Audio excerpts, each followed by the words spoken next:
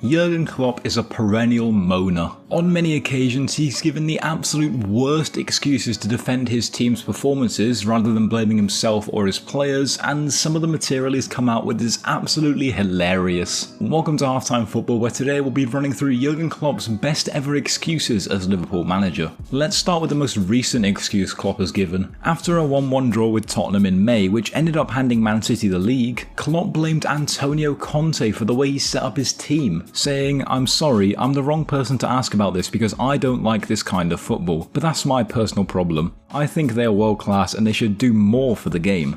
Conte then hit back as he claimed, "For every coach it's important to learn to be focused on your team, not the opponent. It means you want to find an excuse or an alibi because your job was wrong." Wonderful drama between two of the greatest coaches in the world. After Liverpool's 3-1 defeat to Real Madrid in the first leg of the 2021 Champions League quarter-finals, Klopp blamed the fact that Real Madrid were using their academy stadium while the old Bernabeu was being knocked down while the new one was still being built, saying, "This was strange tonight because it was really strange with the stadium. If you want to have some emotional memories, you watch the 4-0 against Barcelona back. 80% of it is the atmosphere in the stadium, but Anfield is a proper stadium and it will be good for us." There were two things fundamentally wrong with this. One, no fans were allowed in stadiums no matter the venue, and secondly, they ended up drawing 0-0 at Anfield, knocking Liverpool out. After Alisson made two costly mistakes leading to Man City battering Liverpool 4-1 at Anfield, Klopp raised the first of many weather-related remarks I'm going to mention in this video. He claimed that there's not a real explanation for it. Maybe he had cold feet or something. I know it sounds funny, but it could be. Moving on to Klopp's quarrel with British broadcasters. After Liverpool were knocked out of the FA Cup to West Brom in 2018, the German claimed that BT had actually cut the game short on purpose, saying the actual extra time in the first half should have been 10 minutes.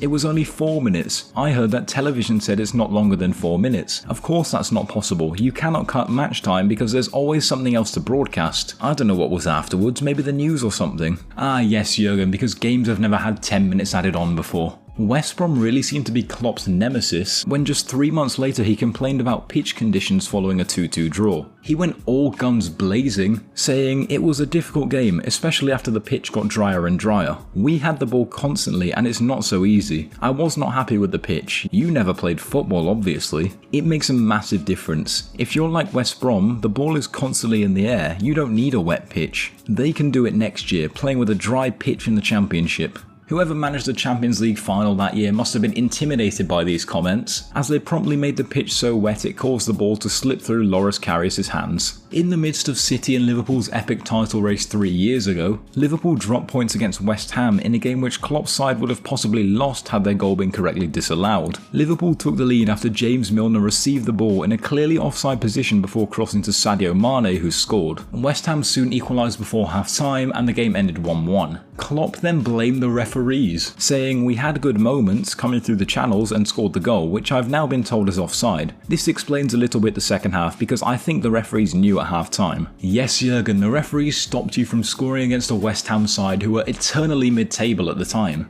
Before an arranged game against Leeds last season, Klopp spoke out about teams playing on the 26th and the 28th of December, which has been a tradition for decades by the way, saying it's absolutely impossible. It's a joke they still do it. Man City might have the squad for playing 2 games, the other teams can't do that. Funny when you realise Liverpool and Man City had very similar squad depth last season, and the game got postponed anyway, all that whinging for nothing. Anyway, early on in Klopp's reign, the German was struggling to implement his gegenpressing system and get results, and there was only one obvious explanation for this: the weather. He claimed that the wind can be quite extreme in England. We are not familiar with that in Germany, and you have to keep things simple. I have to adapt my style of football. That was quite a stupid comment because those players are professionals who'd played in England for many years at that point, but maybe I'm overestimating the abilities of Alberto Moreno and Mamadou Sakho. But that was just the first of many times Klopp has blamed the wind. After losing 1-0 to Southampton, which knocked them out the League Cup, he said the wind was really strange and difficult to handle.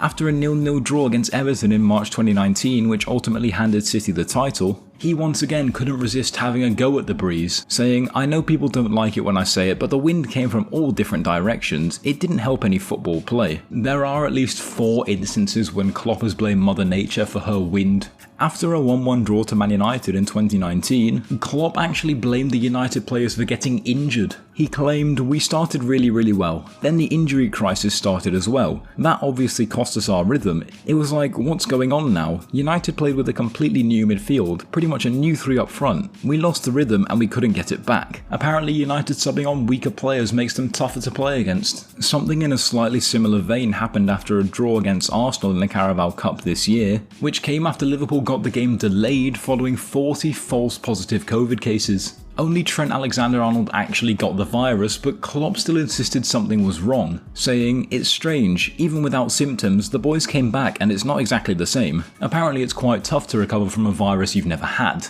Also, here's one I didn't mention in the wind part because it's a special double whammy from Klopp. After losing 2-1 to Wolves in the FA Cup in 2019, Klopp started off by saying the wind didn't help, the players struggled to control the ball, before basically adding that the entire team was supposedly on their deathbeds, claiming that after the City game, we immediately had a few players who were ill, who showed a sore throat, and all else you can have in this period of the year. Yep, definitely not because you weren't remotely bothered by domestic cups at that point. Klopp couldn't resist blaming the weather once more following a 1-1 draw against Leicester, but this time he had a new enemy, the snow. Klopp claims it thwarted their attempts to control possession, saying, "You saw that the ball didn't really roll. If you then have the ball for pretty much 70 to 80% of the time, it makes life really uncomfortable. The only problem is if the snow stays on the pitch, and that was actually the case. Correct me if I'm wrong here, but doesn't the ball roll more when the snow melts?" Klopp continued his war with broadcasters after a controversial 1-1 draw against Brighton, where afterwards he bizarrely went after Des Kelly, the interviewer, for a solid 3 minutes. He bemoaned the fixture scheduling, saying,